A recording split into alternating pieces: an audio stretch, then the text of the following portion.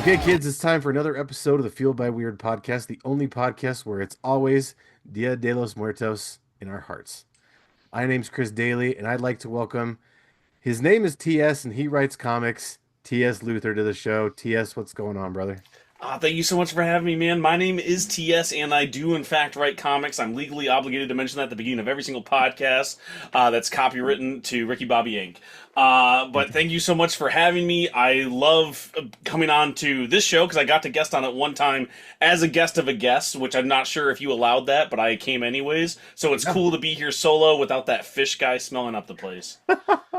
Yeah, man. I was actually going to mention that. Well, this is before that. I was going to mention this is episode 110, and so I could not think of any better way to celebrate this than celebrating with you. So thank you for being here. And yeah, Mr. Fish, he's talked tons about you. So I'm very excited to finally get to meet you in more than just DMs. Oh, thank you so much, man. Fish is awesome. I love Fish. Fish was the first person to ever write me a check in comic books. It was my first paycheck for Nice. writing comic books, for working in comic books, period. And I will always be grateful to him. He lets me write his main series, his baby, Alice Lost in Wonderland. Go check it out. We're about to put out issue number 4. You can still get issue number 3 and all the other obligatory, plugs. But I love Fish because he has dragged me along through the entire indie space. And now as I start working with publishers, I'm trying to drag him along. But, he's 100 and he has a hard time, with technology and stuff. And, like Yeah. it's been really hard for him. He's like Nosferatu, right? Like he's under the crypt and he's got to have the soil from his homeland. I used to make the joke that he was like Dorian Gray, but he Okay. does like he looks his age, so it doesn't work. It doesn't work to have the portrait up there because unless the portrait is dust. It's backwards Um, Dorian Gray. right, exactly. I swear to God, I love Fish. I I do do love too. him, but he's I do just so too. easy to make fun of. You can't help it. Fair enough. Well, we're going to touch on him a little bit more here in a minute, but before we do that, I want to start things off like I always do with an icebreaker question. So today's question is, what simple food do you absolutely refuse to eat that you'll never, ever, ever eat? Oh man, there is one. Technically, like I'm the least picky person that you've ever met. If you Okay. put anything on pizza, Teenage Mutant Ninja Turtle style, I'll eat it. I don't Okay. really care as long as it has calories, right? Yeah. But I did find one a few years ago that I do not like, and that's baklava. It's not a simple food. Okay. But it's the only thing that I won't eat, and it's because it's basically just sugar paper. I don't know why people keep doing it. It's one of the oldest treats, and it should have stayed in the past. I hate that sugar paper, and you know what? I hate anybody who likes it. And you can mark that down. I'll stand by that. I think I'm gonna run for office on that. Wow. Fair enough. I can't say I've ever tried it, but as the complete opposite of you, people would say I'm picky eater, but I just say I know what I like. Uh, Nobody who's picky will admit that they're picky. It's like hey, man, I just know what I like, and what I like is not a lot of stuff. What about vegetables? Are there vegetables that you do eat? Because that's my main issue with picky eaters. Is I just worry about their nutrients. That's all. Like you're allowed to not like whatever. I just don't want you to get scurvy or something. The Like problem with that is I don't eat enough fruits and vegetables. That's my problem. So oh there man. there are some that I will eat. There are most that I won't, but I don't eat enough of either. I just don't incorporate enough into my diet. There are some that I will. I don't think about it. And so I need to actually probably do that more. That's what the doctor said because I'm 41 now and I decided to get my shit together and go to the doctor. I've never really had like a primary care physician, so I just recently went and got one of those. Um, Oh man, they're always on your case telling you not to eat hot dogs for every meal. It's like, who are you? What are you, my doctor? well, I Uh, I had my first visit with him to follow up on some blood work that I had done, and then he's like, "Well, let's do up another set of blood work. We'll add a bunch more stuff to measure. Based on this current blood work, you need to go from having no prescriptions to having two prescriptions and a vitamin. Well, not a vitamin, a supplement. So I'm on two prescriptions and I'm on a fish oil pill. So that's what happens when you get old. You decide to start taking care of yourself, and you go from taking no medicine ever to taking three a day. Oh, and that's just for now until I go with my follow up this weekend. yeah, when they actually get the results of the blood work and they're like, Yeah. listen, you're pure nitrates. You've only ever had processed meats, so Yep. we're gonna pull back. You now eat lettuce. You're a You have goddamn the same nightmare. diet as a rabbit, man. You're a Like nightmare, and we're going to prescribe you all the medicines. Listen, okay, I gotta ask. We gotta talk about comic books, but I'm a dad, right? I Yeah, write yeah, yeah. comics, but I'm also a dad. And as a dad, when I have poor eating habits, my kids can see that as permission. So I have to like change as my kids started to get older because I don't want them to think it's okay to just eat hot dogs for every meal. I would Right. love that because it's the only food that matters, but Yeah. it'd be inappropriate. So every once in a while, I throw in pizza. So as a dad who doesn't eat vegetables, how Yeah. does that reflect on your kids? Like, what? How do you go? Hey, you got to eat that when you've never once eaten a carrot in front of them. Like, how does that Well, work? so it's not that I refuse to eat vegetables. I just don't, and I need to eat more of No them. one's telling you to do it. You don't have to refuse. Right. No, I need to physically like incorporate them into my diet more and just buy them at the store. And that's what it is I just don't buy them that much.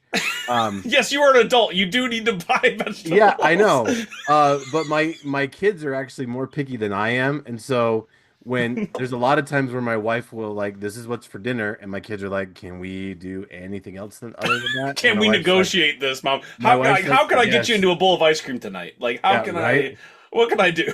So like for I'm trying to think of something, for example, like my wife will make breakfast for dinner. So we'll have like breakfast sandwiches or breakfast burritos or whatever. And Sounds rad.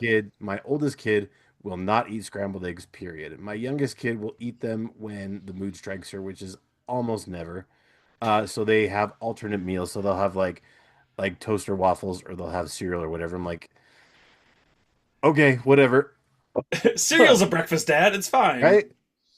Oats are Yeah. a vegetable, right? Yeah. Apologize. I'm kind of getting over a little bit of a cold.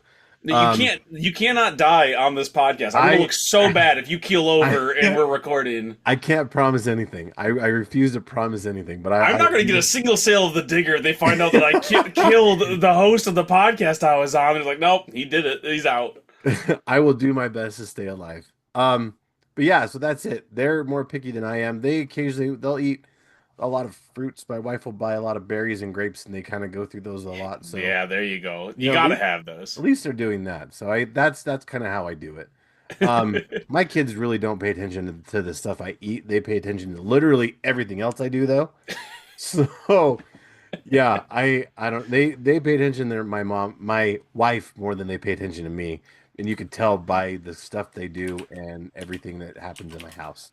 So I'm kind of just here to provide the funding for all the different fun projects and different like activities. That's really what I'm here for. Yeah, you're not here to provide the nutritional Yep, value and example. I'm just here to pay for it. That's really all I'm here for.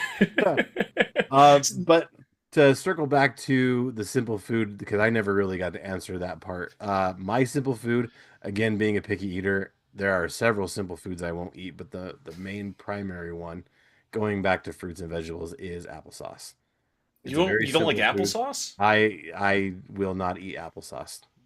It I'm not a doesn't matter. gigantic fan. My dad, we finally could afford to buy a house when I was a kid, and we bought one with a really small orchard on it. It was like five Yeah. trees, Hmm. and he never had a hobby before, so he started making applesauce. And quickly he learned that a family of three people is not enough to eat all of the applesauce he was making. So Yeah. we had an entire freezer full of applesauce. Oh wow. So I'm now a little bit burnt out on applesauce too. What is it about I can see applesauce? that. Is it the texture? The texture doesn't really bother me. It's just something about the taste. I don't know what it is. I mean, you could even like church it up with like the flavorings and apple cinnamon and crap like that. It doesn't matter. It's just I don't know what it is specifically, but I can't do it. And I've tried. But apples, I'm fine with apples.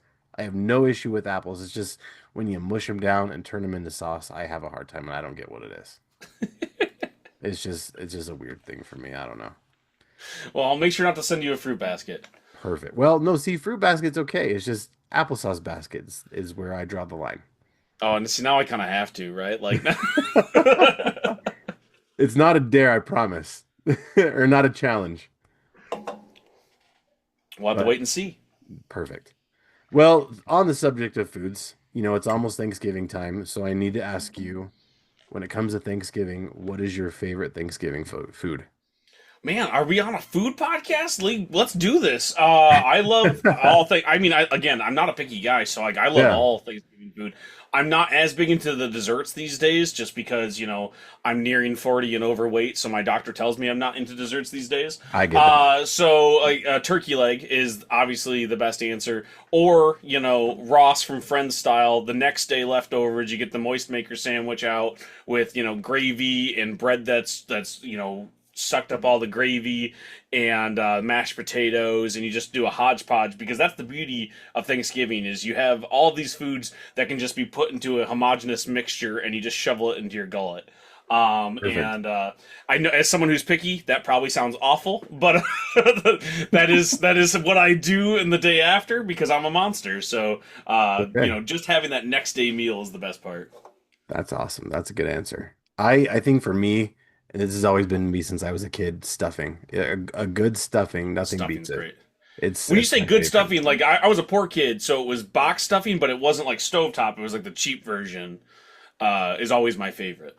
Box stuff is usually what I've been my go-to. It just depends, like, sometimes you could overcook the box stuff and it ends up being just a box of mush. So that usually is not good, or you don't cook it enough. You got like the crunchy bits in there. You got some of the seasoning that didn't get mixed in very good. So that This is why you're a picky like eater. It's not your fault. It's that no one has prepared good food for you. Is what it sounds it's like. My it's my trauma. dad was a chef, so like it was a duty of mine to learn how to cook. And I think that I need to send you some good stuffing and, dare I say, some good applesauce. I think that might be the thing I have to do. Okay, fair enough. But yeah, no, this is not a food podcast. I usually like to start these things out with kind of some get to know you stuff. So we've got icebreaker questions, we've got some other weird little random stuff in It there. all started with my mom. It was 1999, and That's awesome. Okay, so I promise we're done with the food stuff. We're into the good stuff now. So now, kind of going back to Mr. Fish, I want to know how. So, like we mentioned before, the reason that I got to know you is because through Mr. Fish Lee, Mr. Fish online. You ever seen him? Go check him out. He's incredible. The first time I talked to him, he talked to me and drew one of my OC characters, and by the end, yeah.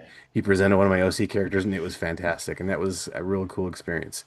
But so he told me all about you and how awesome you are, and so far he was 100% correct. So what I want to know is, how was it that you and Fish even met up in the first place? So when I first tried selling comic books, obviously nobody bit. I learned very quickly that's not really how the industry works when it comes to the business side, the mainstream of comics. You cannot just pitch them your idea and now you're working for Marvel, kid. Like that's just not Yeah. how it works. So when I learned that lesson, I was going to crowdfund a book called Tokyo Fire. I was going to take it to Zoop because that was the one place that had offered to kind of teach me how to do a crowdfunding thing. Yeah. And so me and Sky Hawkins, my co-creator and the artist on that project, took it to Zoop, and to get it to sell, they were like, you need this many fans, and I had exactly 0 fans. So the only way to get fans is to get onto social media and start talking about crap. And I had never done that before. I was not a influencer. I grew up in the social media age, but I'm kind of an old man in that way, where I just wasn't I'm with active you, in it. dude. I'm with I, you. I used it to talk to girls when I was in high school. I met my wife my freshman year of college. Like the first day I met her, and I was like, well, I don't need social media anymore. I met the love of my life. Why would I ever talk to people on the internet? So Yeah. I never learned that part. So when TikTok came around, I wasn't interested until someone said, hey, you could probably talk about your comic book on there. So I went on there to start talking about it, and I quickly found people like Fish Lee and Bad Ink and Lucky 33 Comics and a bunch of other awesome people talking about their comic books on there. And what Fish was doing was kind of giving some advice and talking about how he's been making indie comics for all this time. So I had made my book, it got funded, I'd found some fans, and he was one of the people unprompted who kind of, retweeted me on there and shared my stuff and reposted it. And when I sent him a message saying, hey, I like what you do, can I send you this script that I'm working on? You might be interested. He, kind of took a moment and took me onto his knees like, yeah, kid, I'll read your crappy script.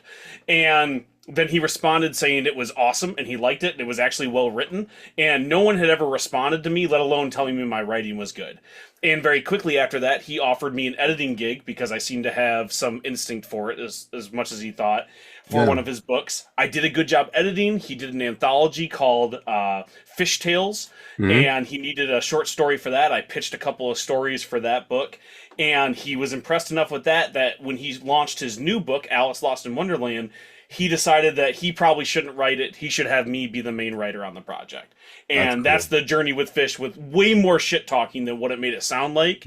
Uh, and I was definitely much louder and much meaner about editing stuff. I'm not a kind editor. That's why I don't like to edit very much. I'm very critical. That's why I'm a writer, and I'm very critical of my stuff. But Yeah. I made those books as good as I can. He's also a very talented writer. He's the artist guy, and he's the fastest indie comic book artist in the West, but he So good. also is an incredible writer. And so I basically come in there and I hone a lot of his ideas and write the scripts. But he saw something in me and wrote me my first check in comics, so I'll always be grateful. And as much as I talk shit, I will always sing his praises. And the fact that he doesn't do more publisher work and isn't the biggest name in comic books breaks my heart. But it's also his own fault because he takes too much time doing the comics to actually market himself.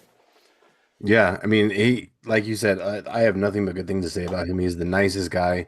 He's super talented. Like you said, he's a great writer. He's a fantastic artist. And he's so wicked fast. I still can't believe how quickly he can turn a book around. I sent him a script one time on a Friday, and I had a book by Monday.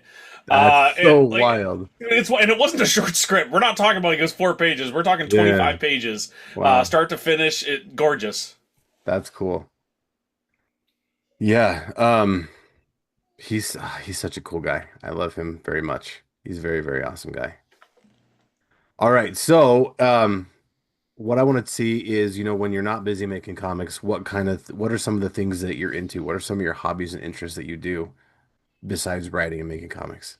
Well, I mean, I'm always writing. That's kind of the thing, right? Like, if you're a Sure. writer, your brain is always on. So, before I was writing professionally, I would carry over a lot of that into my hobby. So, I'm a big TTRPG guy, Dungeons and Nice. Dragons, everything along those lines. And I ran several different campaigns for my friends, and it was like my one creative outlet. I worked at like logistics departments. I worked as a help desk guy, answering the phone, turn your computer off and on again, that kind of crap. Yep. And my last corporate gig, I was writing about car parts. And writing about car parts is awesome if you like cars, and I do not. I think I might hate cars. I'm not 100% sure, but I'm not a fan of them now for sure. Sure. And so all of my creative, like, momentum, all of that juice went into TTRPGs. So that was mostly what I did with my free time, was playing Dungeons and Dragons. And I was the forever GM, as we call it. I was the game master for everything. And nowadays, I don't have as much time. Now that I actually get to write for a living, I don't have as much of that juice. So what I did was I took a lot of our old campaigns and I turned them into comic books. And that was the inspiration for everything at the company that I work with called Professional Entropy. That's one of the publishers I co-own and I work at. And those are all books that came out of the D&D games that I no longer get to put time into. So Hellion and Bash, Tokyo Fire, and a couple other books were all stuff that started at our table back when I had more free time. Now, what do I do for free time? I sleep. When there's a moment that I don't get to write, like it's just, let's take a quick nap. Yeah. I have two kids that are both under 12, so they require a lot of time and effort. And I like video games. I very rarely have time to play them as much. I'm a big JRPG guy. So, like, if there was ever a moment, I'd probably be hoping to finish the last 2 hours of Final Fantasy VII Rebirth, Mm. which I don't think I'll ever do. I beat Metaphor Refantasio this year, as well as Claire Obscure, which was another favorite of mine recently. Yeah. But video games and TTRPGs is mainly where it's at. I like to yo-yo, but I kind of do that in whatever free time I have as well. I could keep naming weirder things. I also like ping pong. What other obscure things can we do? I've never been spelunking, but I would love to try it. Yeah. And you can list all the weird things you want. I mean, this show's called Fueled by Weird, so I know, that's why I was it's like, all well, about weird what other stuff. strange stuff, right? Like I used to do a lot of hacky sack, parkour, and Nice. skateboarding, and then I turned 30, and my knees no longer work the way that they used to. Uh, I Crappy have a starting at bad home. like ankle, and my kids are like, "Why? You sit on your butt all day and write comic books. Well, how could you have a bad ankle?" I'm like, "Well, I used to jump off buildings, and it Yeah, looked really really cool when I did it. Now it's like if I walk down the stairs the wrong way, I'm done." that's your whole day. Yeah, you tell the kids like, there's a reason I sit down on my ass all day, like because I can't get up anymore. Exactly. Also, I guess I don't really talk about it because it's just part of the job, but I love comic books. That really is Yeah, a true love of mine. I love reading comics. I'm always reading them. I'm a firm believer that you can't have output without input, like yeah. that old Stephen King adage. So I'm always reading comics, and I read lots of other stuff too. But it's if it's not something that I'm really excited about, I still go and read it because it's like homework. It's part of the gig. But there's always something I can find to love. Like if I like literally, if you look to my left right here, I have a pile of new comics that I have right here Ah, that my wife nice. picked up for me. Some of these are hers too. I say new, like Invincible is brand new. Like I haven't read this about 1,000 times, but it was on sale, so It's so good. It's it's so so good. good. Well, I asked her to pick up Battle Beast for me, and she was like, "But also Invincible's here, and we don't own a physical copy of this in the compendium form because I have like floppy copies from 2008 back there." Yeah. But so like I am just a Teenage Mutant Ninja Turtle. It's just I don't know any Okay. martial arts. That's Other than okay. that, you know. So you're kind of just a teenage mutant turtle. Dude, I went and picked up my kid from school the other day. He was at Yeah. track practice and I skateboarded there. And he thought it was awesome, and all the parents were looking at me like, who let this guy have a kid? Like, what do you mean that he skateboarded up here? I think I saw him eating Right. a piece of pizza and reading a comic book while he was waiting. And I'm like, listen, that's just, it is who it is. I used to hide it. I used to be a corporate suit, no Yeah. beard, tie, and I would coordinate the tie with whatever boss was going to be there that day because, that's how you get the promotions. Yeah. That's what you do. When the Tigers won, because I'm from Michigan, you wear the orange and blue tie, so you work your way up the ranks that way because I'm not good at anything but writing comics. Yeah. And once I got out of there, once I was done with that, I just swore to never be that guy ever again and to just lean into all the weird. So skateboarding, pizza, comic books, it's the dream. Yeah, for sure. And yeah, it's totally okay to not hide that kind of stuff anymore because, for a long time I was sick of, not having a girlfriend. I had the opposite issue. And so I decided, well, it's my nerdiness is why I don't have a girlfriend. So I hid all that away. All the weird, all the nerdy got hidden away for years.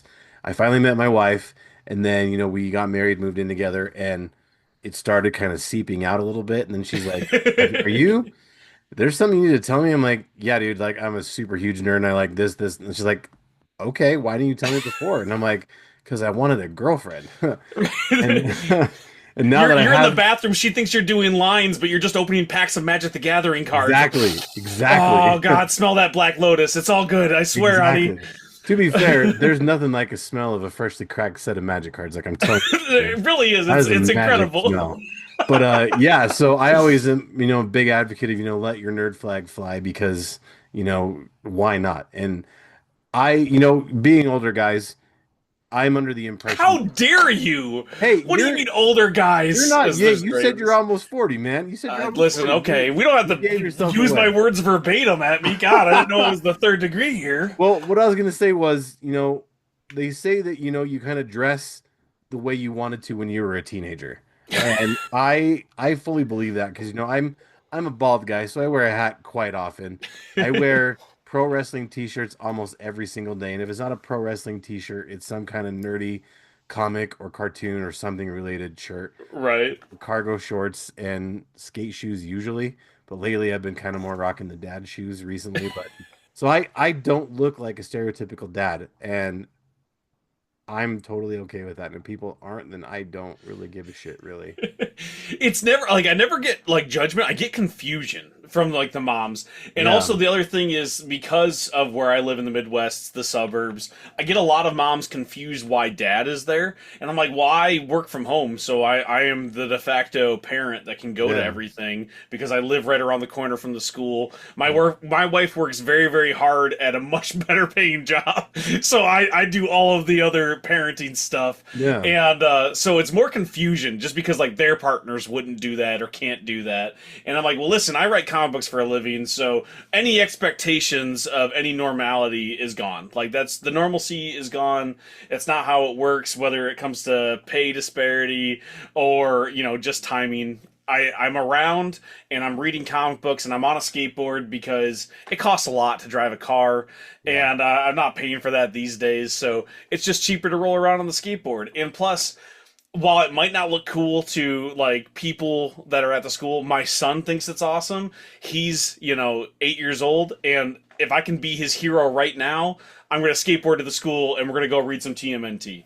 And the fact that I get to do that, and he loves comics, and so he thinks my job is cool, that's like a dream come true for me. Yeah, man, you got to hold on to that as long as you can, because that's not. I know, because it's going to go away real quick. They'll be like, Dad, I need to buy a car. And I'm like, oh, sorry, I can buy you a skateboard. I got $100. For sure. You got to buy your own trucks, but I can buy the deck.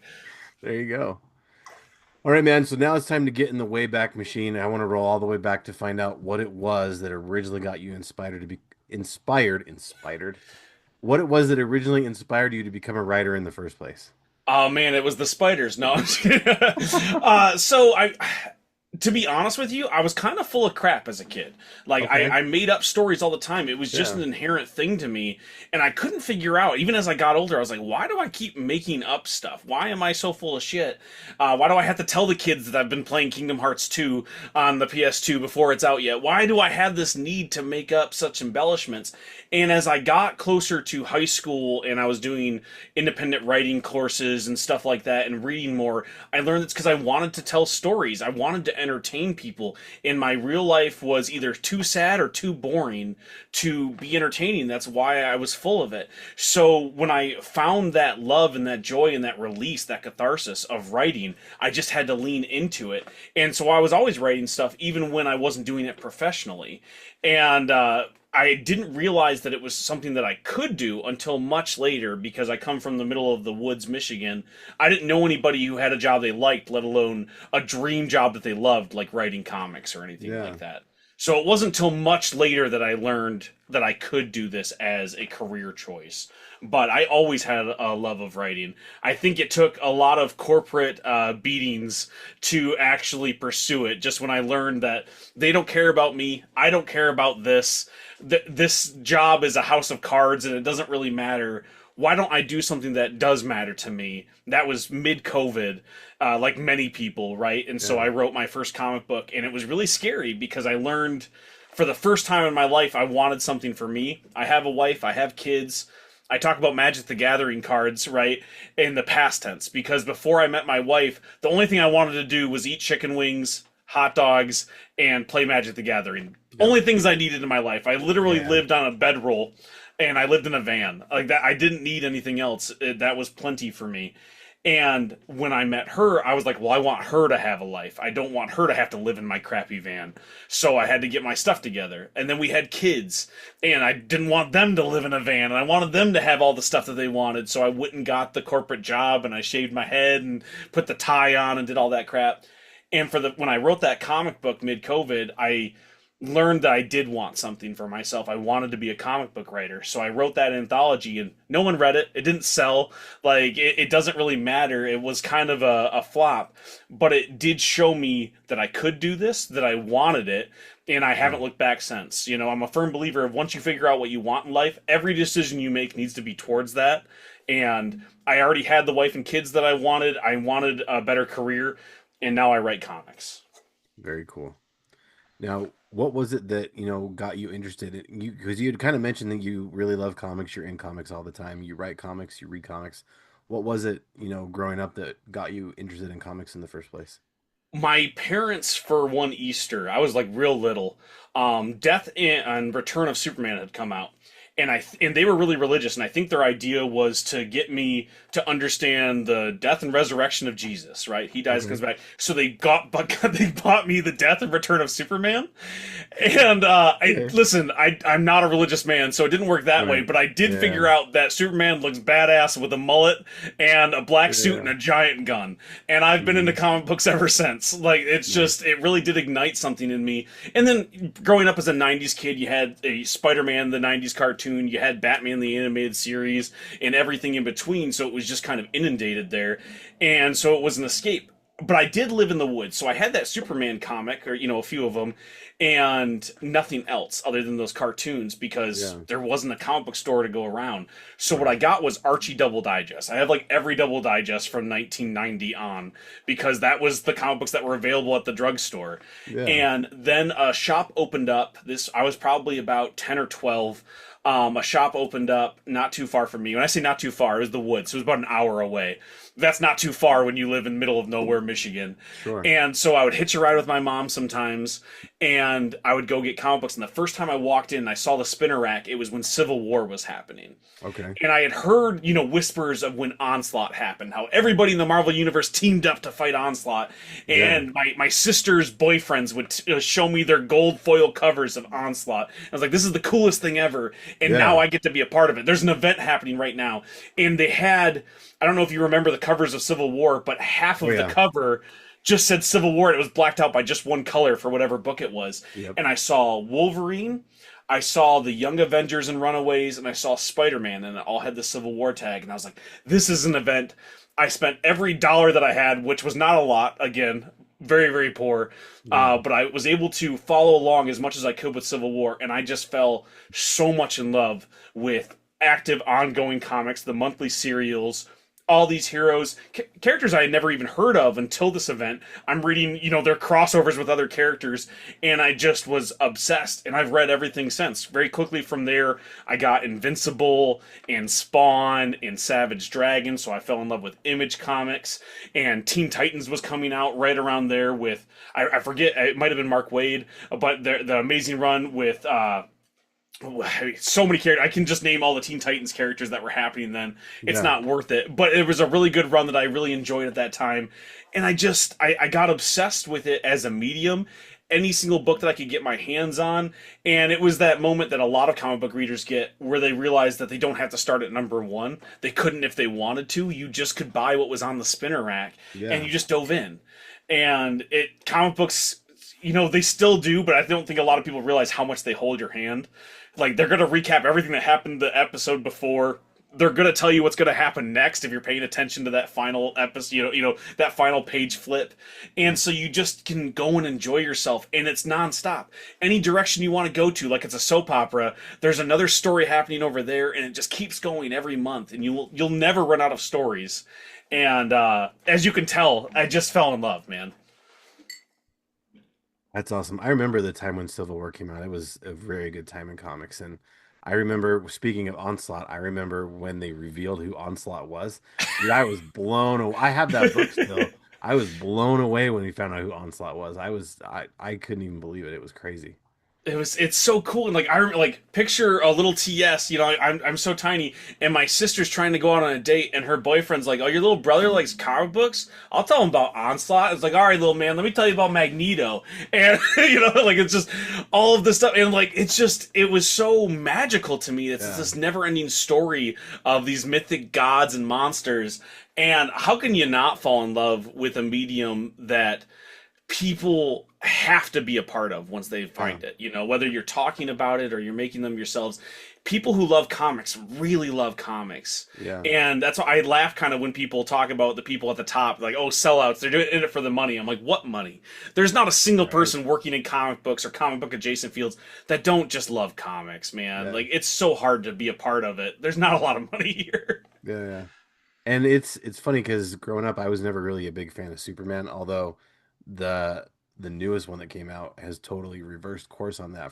It's so good, man. I'm now officially a Superman fan, but that's so cool. I remember when, the Death and Life of Superman came out, but I never read the books, but I read the novelization. Oh, the novelization, you know what? I have that. It's solid, man. It's in junior high, not high school. It was junior high.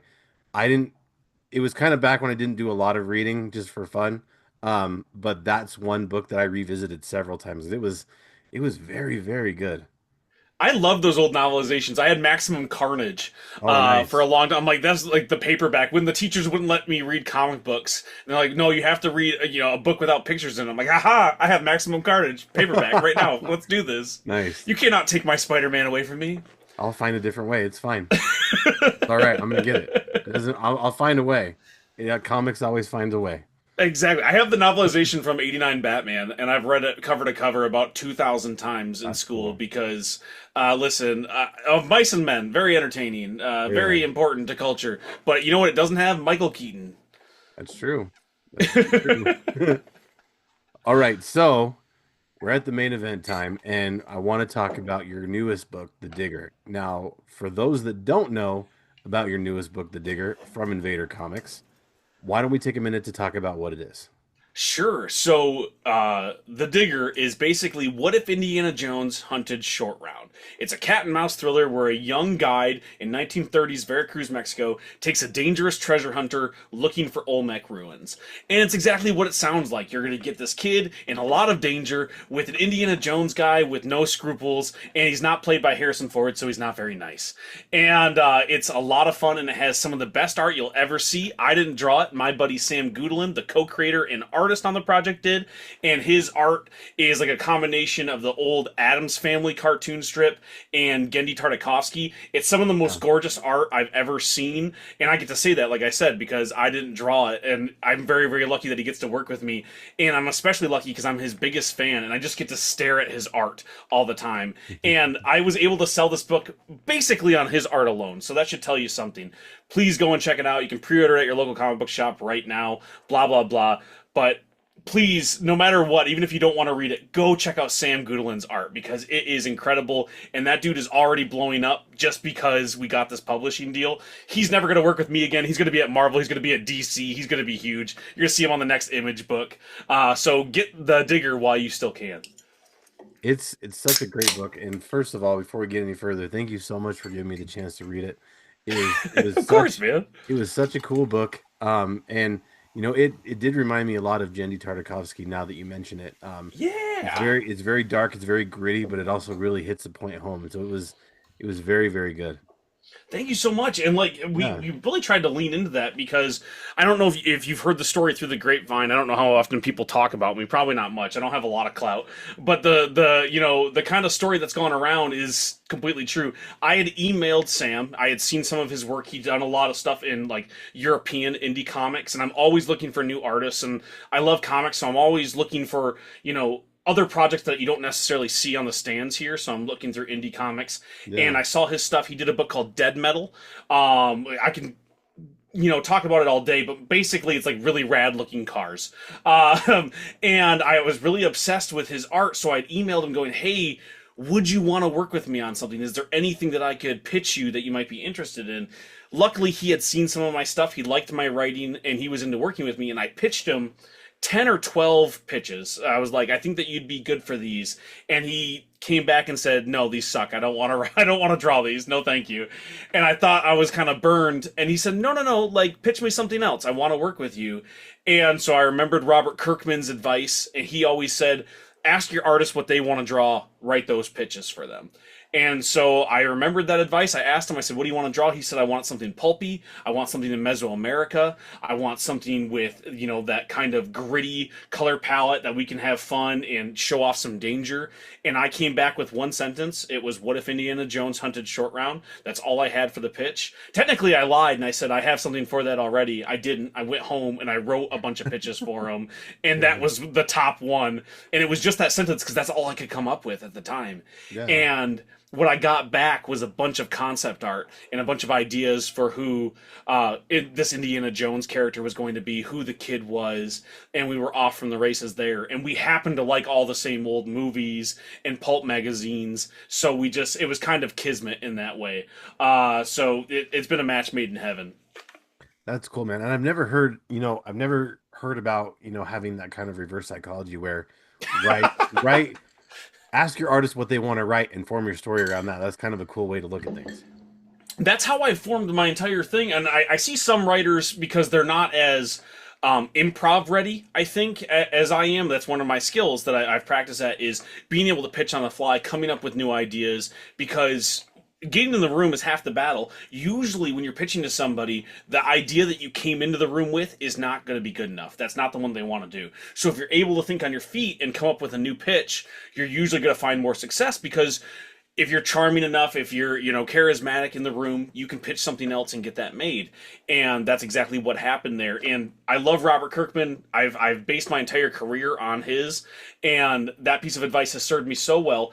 Every single book that I have being published right now, whether it's self-published, one of the indie publishers, or Invader Comics, has all come from me going, "Hey, what would you like to draw?" And if I don't have a script for it already, if I don't already have a pitch for it, I go and make one up that matches that.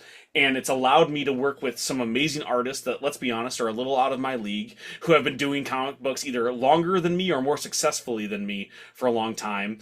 You do have to be able to write. Once they say yes to that pitch, you need to be able to deliver a really good script. So I won't downplay that. But a lot of it has just been me going, "Hey, what would you like to work on? How can I help you do that?"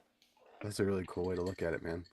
So, going back to, the Digger, what was it that, how did you come up with the idea, what if Indiana Jones hunted short round? Like how did you, how did you, more than just kind of just grabbing it from, from nothing, like where did the idea come from? I mean, I obviously mean, Indiana Jones, but sure, sure. I mean, all of my ideas come from nothing to a certain level. It's me staring at that blank page going, "Okay, okay, he said yeah, Mesoamerica, he said pulpy, what do I got?" And so you search through those brainwaves of, well, what is pulp? What do you like? What kind of fits that? What could you do in Mesoamerica? And you start to see flashes of things like The Mummy. You start to see that treasure hunting vibe. When you think pulp, you think things like Uncharted. You think, Romancing the Stone. So yeah, inevitably I land on Indiana Jones. And when I think about danger, what could be fun for this book and that you can't get somewhere else? Because the thing that I do with indie comics, every book that I do right now is a book that you can't get somewhere else. Because if you're going to take a chance on an indie book, I want to at least give you something that you can't get anywhere else. I would never tell the story with Indiana Jones because I love Indiana Jones and I would not want to sully his name, right? Like, I don't want to tell the story about an evil Superman if I'm telling Superman's story. Like, I'll make yeah, up someone like Homelander, right? So I'm going to tell you this evil Indiana Jones story because it's not Indiana Jones. And when you look at Indiana Jones through just a slightly more realistic lens, just a little bit of, hey, what if we pass this through a real world filter? Indiana Jones is kind of a bad guy. Those academics who took these items and put them in museums were guys that looked like me, and they were for museums for people that looked like me. And they were in places very far away from where they got those things, so the people that they took them from cannot go and see them. So they were stealing things. So if you look through that lens, you can easily make that jump to what if Indiana Jones was the bad guy, because it's not that big of a leap to make when he's yeah. not the hero of the movie. And if I'm going to tell a story in Mesoamerica, in South America, in Mexico, in any of these other countries with characters that don't look like me, I think it's my responsibility to tell a story that I would have the right to tell. I don't want to tell somebody's story because they don't have so few chances to tell their stories because people like me take all those chances. So if Yeah. I was going to tell this story, I wanted to do it from an angle that's appropriate for me to tell. And I think it's appropriate if I'm telling the story from this white dude who's stealing stuff. It's a pretty realistic story. It's a story that's happened before. It's not a big leap. And so if I'm going to tell the story in Veracruz, Mexico in the 1930s, I think I had to tell it from this angle. And so that's really where the deep thought came from. But let's be real, I wanted to sell a comic book, and what if Indiana Jones hunted short round is a really eye-popping log line that I could sell to a publisher. And so I Right. worked backwards from that.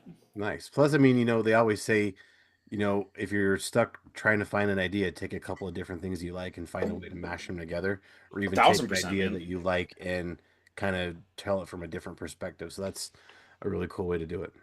Yeah, and a lot of it is like working backwards, like I said, from the log line. It's getting something that they're going to say yes to, and it's my Right. job as a writer to find an in, find a way to make that good.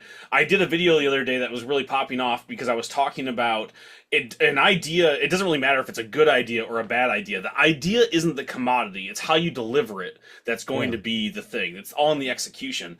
I used to play a game at parties. This is where I honed that improv skill. Is I would I would get messed up at parties, and my like little parlor trick that I would do is I would yell out for two different properties. Doesn't matter, like genres, whatever. Give me two things, and I will pitch you a movie, a story, a book about those two things. See, like the Transformers, the love story, and you know, and then you go and do that. And that's what I would do at parties. And so this was a thing that I had ready to go when I started writing comics. And that level of improv and just being able to pitch a story and then write something, make it good. It doesn't matter how dumb it is, has served me very well. That's a really cool game to play. And when you brought that up, Transformers and Love Story, for some reason that clicked in my brain. What if Megatron and Optimus Prime hate each other because they're actually secretly former lovers? What do you mean secretly? Because Fair enough. Okay. let me bring up my Wattpad real quick. All your Transformer love stories. I mean, it goes either way. It's this idea, I think, that you saw a lot in the 2000s when they were doing Yeah. adaptations of a lot of that 90s and 80s nostalgia, where, well, it's for kids, so it can't be good. And so many of the reboots and remasters that we do enjoy, that we do look back on fondly, are because they did start taking it just slightly more seriously. It doesn't have to be gritty. It doesn't have to be filled with F-bombs and naked people for it to be adult. It's just trying a little bit harder. It's what I love about Boom's reboot of Power Rangers. So good. It's like they didn't make it not Power Rangers. It's still hokey. It's still campy. They still have the silly one-liners. They just wrote it from a slightly more elevated level, and it's one of the best comic books to ever be made. And you don't have to love Power Rangers to love what they did with it. And it doesn't disrespect Power Rangers. And I think I get frustrated sometimes when you see these reboots and they're afraid to try a little bit harder because the original might not have. Yeah, and taking what you said, it can't be good because it was for kids. We actually should flip that and say it it's probably good because it was for kids. Because there's a lot of times where, I'll be reading, I'll read books that aren't, adult books. I'll be reading books that are, more geared toward young adult or something like that. Because sometimes those books are a lot more fun. Like, I can't think of the name of them all of a sudden, but there's, these book series where zombies take over. So the kids, are from a treehouse, and I can't remember the name of the damn book series. And Last Kids on Earth? yeah, so books like that are completely ridiculous and they're completely fun. And, I saw one of your videos recently where you had said, actually, we're going to talk about that in a second. I don't want to get off track too far. Okay. I want to keep talking about the Digger a little bit. So right now you've got issue 1 out that's coming out soon. I know you've got issue 2 kind of, ready to go after that. How many do you have an amount of issues planned for the Digger? Is it going to be like a long-term series, a short series? Like what's kind of your plan for that? So, The Digger is a 4-issue miniseries. All 4 issues are coming out. It's already approved. We don't have to worry about them not coming out. Invader Comics is putting out all 4 under the massive indie section in the Lunar catalog, so you can pre-order them all right now. I think you can pre-order issues 1 and 2, but because they're out for solicit, if you tell your local comic book shop that you want all 4 issues, you can get them. It was always envisioned as a 4-issue miniseries. The joke that me and Sam like to say is if it sells gangbusters for Invader and they say, could you do more? We can put out issues 5 through 500. The Digger returns, the Digger's in space, the Digger takes Manhattan, all of that stuff. But it's a 4-issue miniseries. We're gonna put it out as a trade afterwards. It was envisioned that way because that's the story we had to tell. We work backwards from cliffhangers, so all these cool cliffhangers that we saw and we envisioned when we were pitching the story to each other, that's how we came up with 4. But also because neither one of us had been published by a major publisher, and I know Todd McFarlane talks about making 50 issues, and that's how you break through the mainstream. Most publishers won't give big names 50 issues, let alone someone like T.S. Luthor and Sam Goodwin, who they had never heard of, right? So when you pitch a story and you're at this level, my advice would be 4 issues, 3 issues, maybe 5, because that's all you're going to get. So we pitched it as 4 issues because we knew we could probably get a publisher and Invader Comics to say yes to 4 issues. Plus, that's like a trade right there. And that's exactly it. We always envisioned it as basically a graphic novel, but we couldn't afford to go make a graphic novel in our free time. We could do 1 issue and then pitch it. So, that's what we were doing, but we wanted it to be basically 1 movie. It's an Indiana Jones movie. It's a horror story. It's 1 and done, and 4 just kind of worked for that. That makes sense. I kind of wanted to go back and touch on what you had said about Power Rangers a little bit. I like how they kind of kept it true to the original, plus they kind of Loved it. expounded on how they expounded on the lore a little bit more, so it kind of explained more about like the Just me you know getting my little guys with me, oh, you know. no, you're good. How they explain a little bit more about how the morphing grid worked. How You they were gonna say the kind of just Force, weren't you? I don't know why. But Because yeah, it's the same thing. It's yeah. the magical MacGuffin. But yeah, Yeah, no, I I like how loved they all the kind of expansions, they man. went into more detail about that. They went into kind of some more backstory, even with Bulk and Skull. Like they made them more well-rounded characters, from the show. So I really liked how they kind of tackled it from that angle. Yeah, I loved everything that they did with it. I loved all the spin-offs, all the graphic novels that tied in, all the expansions to the lore. I love where it ended up. I don't want to spoil anything because, Yeah, it's actually pretty expansive. I don't know how many people got to the end who are enjoying it right now. yeah, But I loved it top to bottom. It's the thing that I always wanted. And I was always a little bit mad at everyone who got to do it because right as that was coming out was when I was starting to gear up to start my foray into comic books, and I had missed my window to write on Power Rangers, right? It's a yeah. thing that's already wrapped up. So this is my pitch to Boom Studios. I know I can't write Power Rangers, it's already done. I want to write Beetleborgs for you. So when you need that next infusion, like what's the Nice. next fad that you can do? We'll do Beetleborgs, please hit me up. There you go. There you go. That's definitely a callback to the '90s, man. That's nice. Yeah, I also have a bunch of Beetleborgs over here because I'm a child. Oh my God, that's Um, incredible.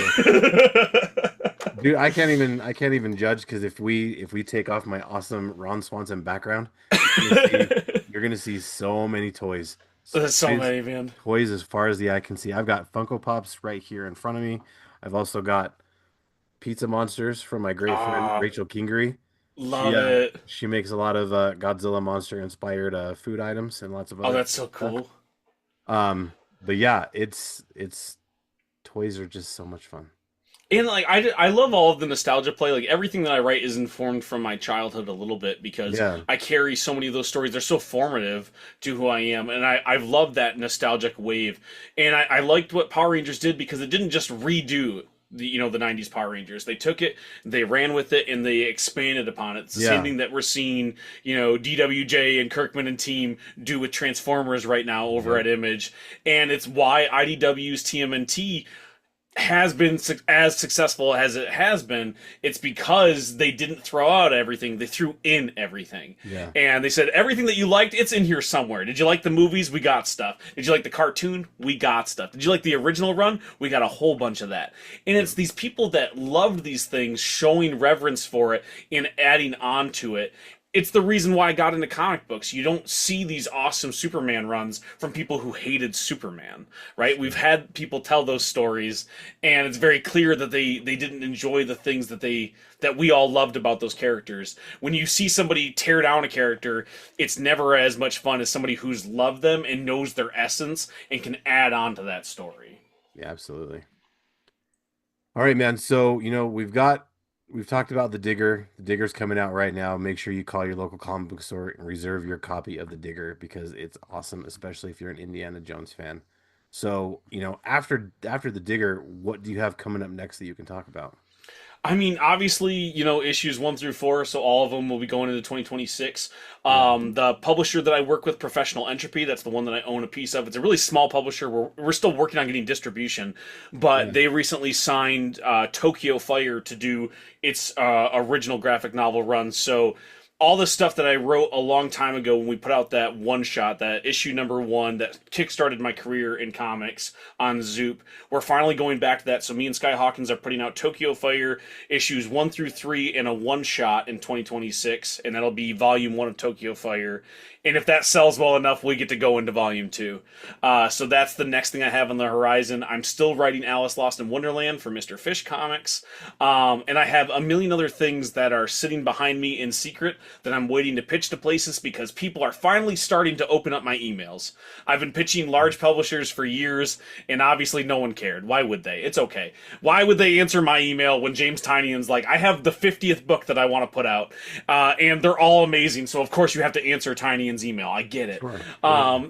But some people are starting to listen, so I don't know where my next one is going to be after The Digger, other than Tokyo Fire and Alice Lost in Wonderland, but I hope that you'll see more of me. If you don't, it was a great run. Thank you so much. Oh, I'm sure we're gonna hear much more from you. I am Absolutely. going to be at Motor City Comic Con. I don't know when this podcast is going up, but I'm going to be there 14th through the 16th. If you want to come by and say hi, if you like comic books, or if you like guys in hats, come say hi. It will be out after that, but I will make sure on the social medias we'll put it out on the social medias. It sounds good. You never know. I might come out of there either with a publishing deal or maybe COVID. I don't know. One of the two. So Or both. either way, Maybe both. it might be both. They're not mutually exclusive. That's totally fair. I might get COVID from my publishing. There you go. But it is the thing. Like, I wish I had 40 more things to plug. But where I'm Yeah. at in my career, I think people hear that humbleness and they think that I'm just, trying to gas myself up, like hoping somebody else says, "Oh, I'm awesome." But it's really hard to break into comics, and I think that I don't want to take anything for granted, and I'm really lucky to have the publishing deals that I have right now in Invader, in Professional Entropy, even with my other indie friends who are letting me write stuff for them, like Mr. Fish Comics, Lucky 33 Comics, and so on. It's really, really hard to get opportunities at this level, and I think most people won't make it this far. So I'm just thankful that I've gotten to play in the playground this long, and I don't know if I'll ever get more. I hope I do, but the odds aren't necessarily in your favor when you're trying to break into comics, and it's a really expensive pay-to-play industry. So I think some people see that I'm off to the races, right? They're like, "Oh, now TS is going to go work for Marvel," and it really doesn't work like that. So I try to be a little bit of a cautionary tale, like, "Hey, listen, I had a little bit of success. I got a publisher." But even the publishers that I work with, they're still small. Yeah. Invader Comics is not this giant conglomerate. They're a small publisher. They're just a group of dudes who happen to love comics who wanted to help me make a book, Yeah. and I'm lucky to have gotten that far. So I wish I could tell you that there's another one coming up, but I don't know what's next. That's okay. So there is another thing I wanted to touch on, but what I want to do first is I usually like to give my guests a spot to share a bit of a creative advice with the listeners out there. So, what is some advice you'd like to share with anyone that's listening or watching? Sure, I mean, like, that was part of it, is like, be grateful for the opportunities that you do get, and pay attention to the small ones. I think a lot of people, when they want to get into comic books, they aim really, really high, which is awesome, and you definitely should. But you need to be prepared to not get there right away. It takes a lot of time, effort, and a lot of money, sadly, to get to that point in the industry. I'm probably about 3.5, 4 years deep, and I'm just now barely breaking the surface of publishers being willing to play with me. And when I say publishers, I mean the smaller publishers who are willing to work with new creators, and that's a short list. It's not like it was in the old days where it used to chew people up and spit them out, so they were always looking for new guys that they got to churn and burn. That's not where it is anymore. And Yeah. that's a good thing. If you do break in, you get to stay in it and you get to make some really awesome comics. So because there are awesome comic books coming out from all these amazing creators, that means they're not looking for as much new talent. So know that going in, that it's not a guarantee that you're going to get a gig. And if you do get a gig, it's not a guarantee that's going to pay very well, usually the opposite. And Yeah. you need to be prepared to put a lot of your own time, money, and effort on the line to create those opportunities for yourself, because it's not fair. I will never pretend like it is, and I will tell you up front that it's not fair. You should get paid for your labor, and you should have all the opportunity. Neither one of those things are going to happen for you trying to break into indie comics, let alone into mainstream comics. So be prepared to spend a lot of cash, spend a lot of money, and you have to be patient, because these doors aren't going to swing open for you. You're not going to be plucked out of obscurity by some editor. You're going to have to create a lot of books on your own dime to get a chance to be seen by one of those gatekeepers. So keep all of that in mind. And if you still love comics and you still want to do it after hearing me say all that, the only other piece of advice I can give you is to go and do it. Don't talk about it. Stop announcing projects. Go and make the thing. Once it's done, then you tell everybody. You announce it everywhere. But until then, shut your trap and go write some books. I have so many people in my DMs going, "I have like 5 books I want to announce. I have these awesome ideas," and they've never written a page before in their life. And it's so frustrating to me, not because they're annoying me, but because I see the mistake that they're about to make. Because I've been there, and it hurts because I'm going to watch them not succeed when they have these awesome stories that I can tell they need to get out, that they need to share with the world. And they get too excited in the social media landscape of just talking about them, just announcing projects and Yeah. getting that dopamine rush of, oh, someone said that's a cool idea, yay, instead of going to make the thing, and you're never going to create opportunities for you that way. No one cares about the idea past a thumbs up or a heart, emoji. That's all you're going to get. You're not going to create any opportunities from that. So go make the stuff. For sure. Now, another little bit of advice that I wanted to touch on that you shared in a recent video that I just saw was no idea is a dumb idea. And, and I've talked about this with several other guests before, where sometimes the idea that you think is too dumb to make is actually the idea that you should be making anyway. Because just because you think it might be dumb, it might be the thing that someone else has been looking for forever. They just didn't know because it's not been made yet.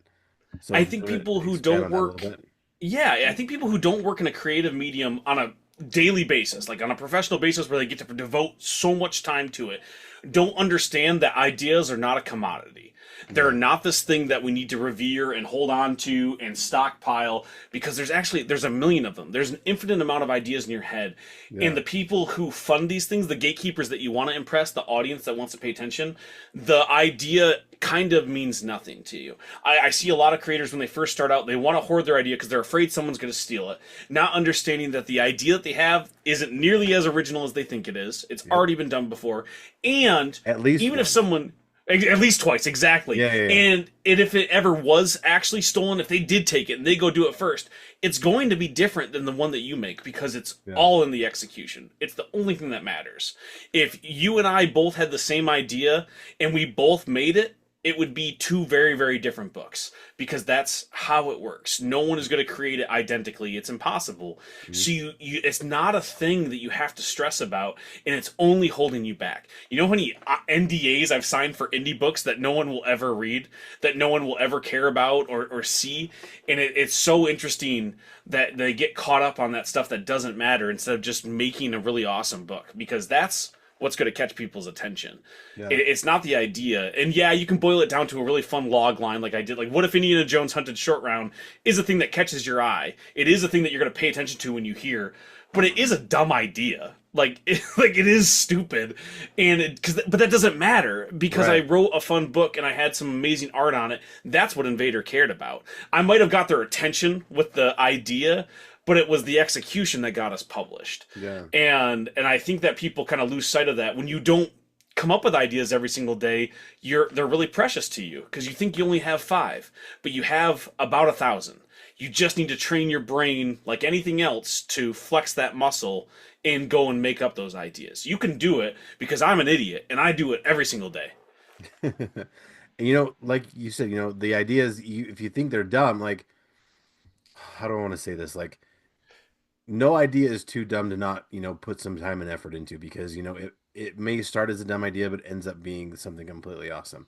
Like, and that's half the fun. Yeah, and I've pitched this idea before tons of times, and I'm going to go against exactly what you said for advice, because I've never put any time into developing this, but this is an idea that I came up with from reading a book that Felicia Day wrote about, inspiring your creativity, where she had mentioned something about dinosaurs in tuxedos. I can't remember exactly what it was, but I was like, that sounds so stupid. Then I was like, wait a minute, dinosaurs in tuxedos, that could be like James Bond, but like a dinosaur. So you got like double O Dino was my tagline for that. Oh, that's a good one. That's a good blog line. Thank you. So I'm totally going off of the dopamine hit. Like, it's a cool idea, but I haven't put any time or effort into it. I need to, and I keep saying I need to. And maybe this is finally the kick in the ass. I need to like work on that idea. But I thought, like, it's just such a throwaway idea. Like, that's such a stupid idea. But it's like, actually, is it stupid? Because it's kind of could be the most awesome idea ever. That's the thing, is like everything is a dumb idea when you boil it down to just an idea. When you boil it down to that log line, it's on the execution. You can take your favorite movie, the best movie you've ever seen, and if you boil it down to that log line, it sounds dumb because ideas inherently are simple. That's how you get them across to people. Right. And the log lines need to be simple so anybody who picks it up can be interested. Yeah. And so it's not going to be the coolest idea, but it doesn't matter because it's what you do with it on the page and how you bring that to life. Double O Dino could be a dumb book, but is it a dumb and awesome book? You know, like how far does it lean into those silly tropes? How campy do we get? Like, because it better be full Sean Connery, James Bond. It better be him with a Scottish accent in this book, and like you got to have fun with it. And if you do, if you're having fun making it, it's no longer dumb, right? It's and if it is dumb and people are laughing, it's still awesome. So it's still about the execution. And I just hate to see people think that their ideas are so precious that they can't share them, or so bad that no one will ever want them, because neither one of those things matter. And also when people, when they double down, they're like, my idea is so good I can't tell anybody about it. I'm like, then you're never going to hear the advice that you need to hear, which is it's probably stupid and you need to work harder on the writing part. I see a lot where it's like, well, I have my script but I can't show it to you, and I'm like, that's awesome. Have you ever shown it to anybody? No. You're going to get really disappointed the first time you do, because if you've never shown your writing to anybody and you've only written one thing, it's bad. I promise you it is. And that's not a thing of my writing's better. Tons of people think my writing is bad. Like, it is just a matter of you've never flexed that muscle, you've never done it before, and that's why we share these stories. That's why there's a community of people. Most people aren't going to make comic books, so you don't have to worry about them stealing it. So go and share your story, go and write it, tell people that you do it, show other people the script, and get some feedback, man. Get somebody to tell you what's good and what's not. I mean, plus, anytime you start anything, it's going to be sucky anyway. It's never going to be good first time out of the gate. It would be so weird if you started out and you were fucking awesome at it, wouldn't it? Like, totally. When that happens, I'm just going to be mad at you. It's not impossible, because art is subjective. Somebody's thing is somebody else's favorite thing. Like, that's just how it goes.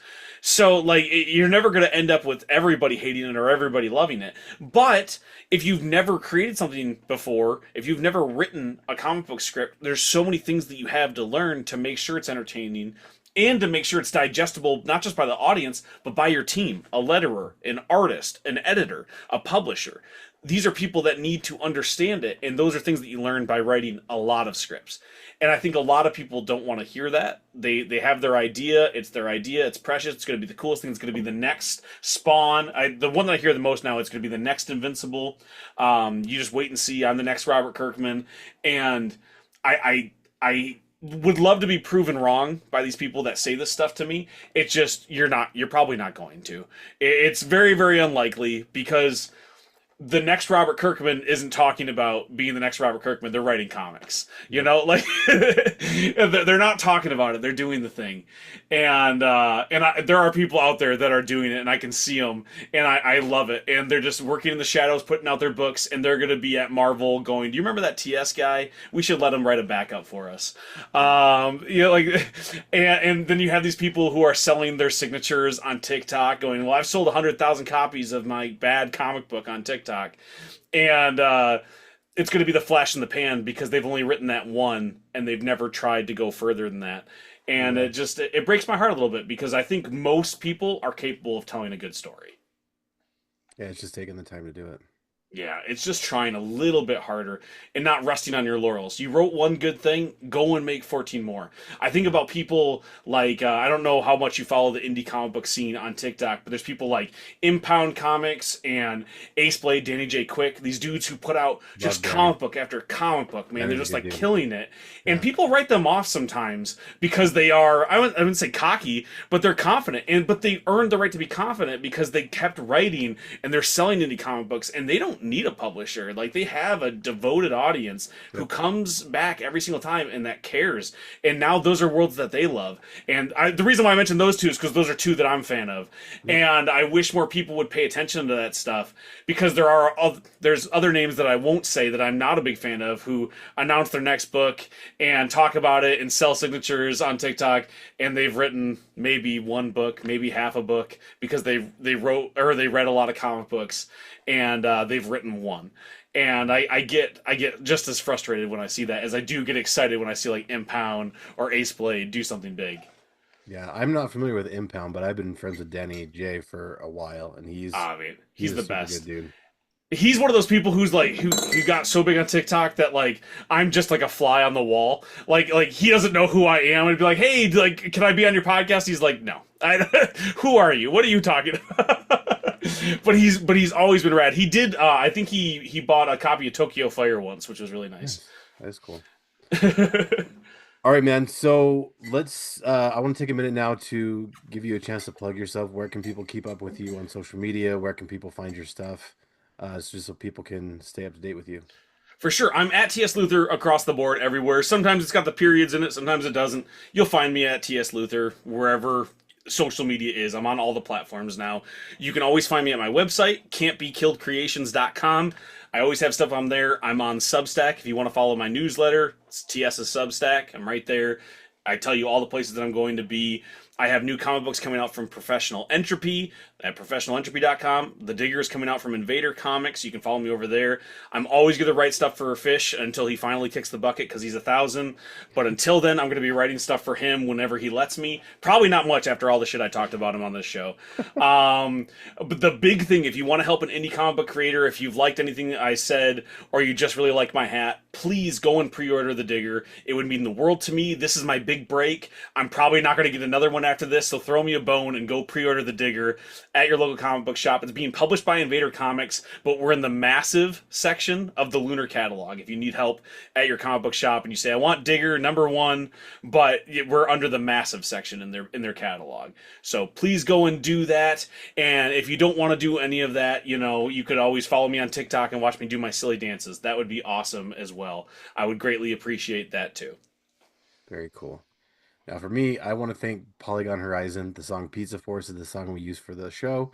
Please go check them out on Bandcamp and SoundCloud. It's a great song. They're a great band. Just go show them some love. Buy the song for it's $1. What are you doing? Go get it. Yeah, actually, I think it might actually be less than that, actually. I think so. I think it's free, but you can give them $1. That's the thing. Right? Like, it's Bandcamp. Give them $1. Give them money so they can keep making more cool stuff. Plus, exactly.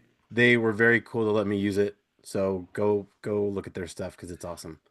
You can find Fueled by Weird on Instagram, Facebook, TikTok, most all the social medias, not all of them, but you can check me out at those spots.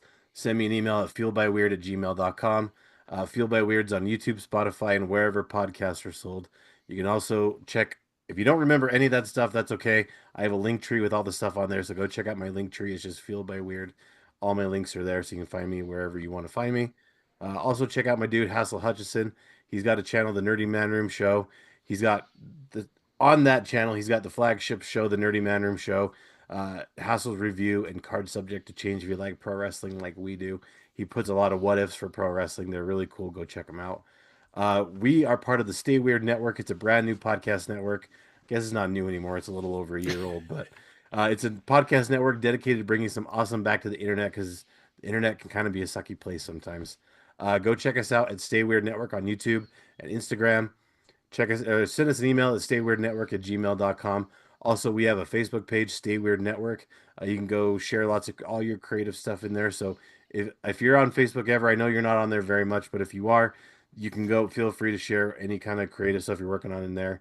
Please feel free to join and share whatever you want. If you know other people that need a place to share, definitely let them know.